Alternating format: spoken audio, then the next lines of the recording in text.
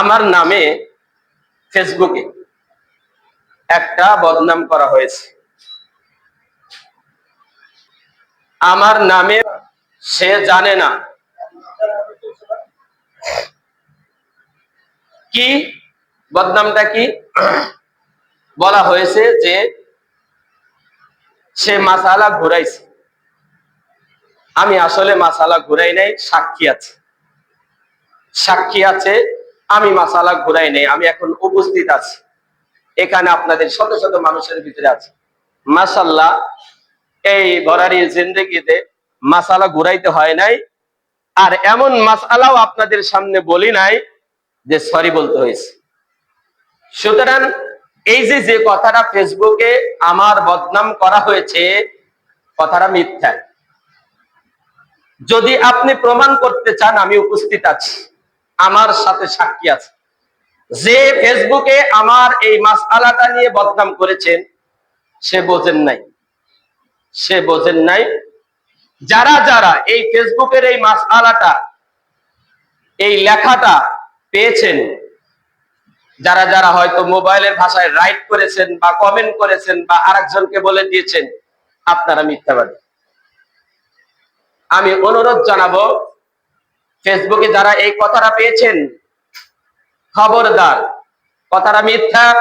আপনি যদি রিসার্চ করতে চান, আমার কাছে আসেন, আমি আপনার কাছে বলে দেব। আমি আপনাদেরকে একটা অনুরোধ জানাই, এই যে বললাম যে ওইটা মিথ্যা আর আমি যেটা বলতেছি এটা সত্য, আমি এই মাসালা ঘুরাইনি। যাদের কাছে মোবাইল ফেসবুক গুলো আছে, ধরেন একটা মানুষের কাছে একজন মোবাইলের ওয়ালার সাথে ফেসবুকের সাথে হাজার হাজার মানুষের সম্পর্ক আছে।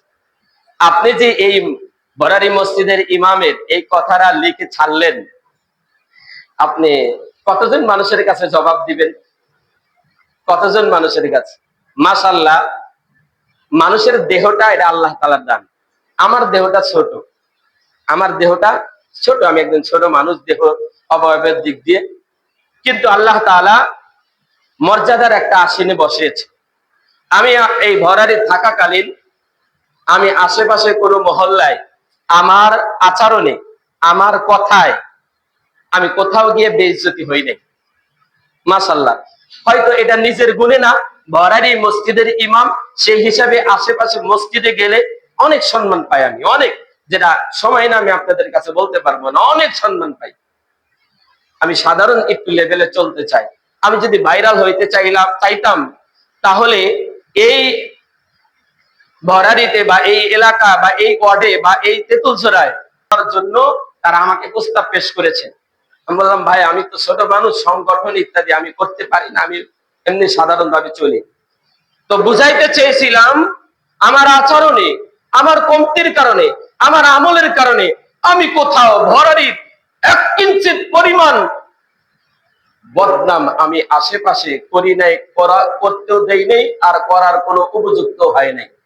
সুতরাং যেই মানুষটা আপনার ফেসবুকে একটা মাসআলা নিয়ে আপনি যে বললেন বরাদির ইমাম সাহেব মাসআলাটা ঘুরাইছে,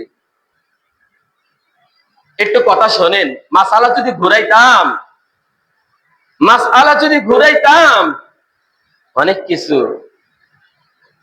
কিছু হতে পারতাম। মাসআলা ঘুরাই না।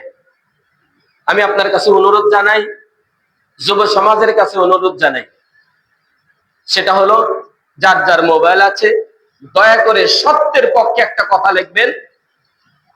আর যদি যেই মানুষটা আমার নামে মোবাইলে বদনাম করেছেন, আপনাকে হেদায়েতের দাওয়াত দিতেছি, আপনি সাথে সাথে ওটাকে ডিলিট করে একটু ভুল স্বীকার করেন আল্লাহর কাছে।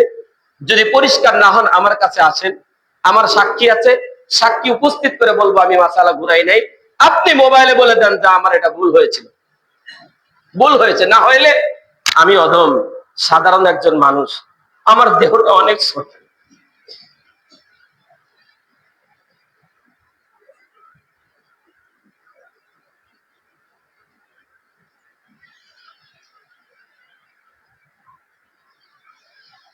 আমি আমার ইজ্জতটাকে অনেক ভয় পাই। আমি টাকার দিকে খেয়াল করার চেষ্টা করি না, আমি আমার ইজ্জতটাকে অনেক ভয় পাই। ভাই তোমার সাথে আমার কি হয়েছে, কেন তুমি আমার বদনাম করলে ফেসবুকে? যারা যারা কমেন্ট করেছো তাদের হাত ধরে বলি, তোমরা আমার কথা শোনো, আমি মাসালা ঘুরাই নাই, আমার কথা শোনো। না শুনে কেমনে মিথ্যার উপরে তুমি সাপোর্ট করলে, সত্যের উপরে সাপোর্ট করো। আমি কারো কাছে বিচার চাই না, দরকার নাই।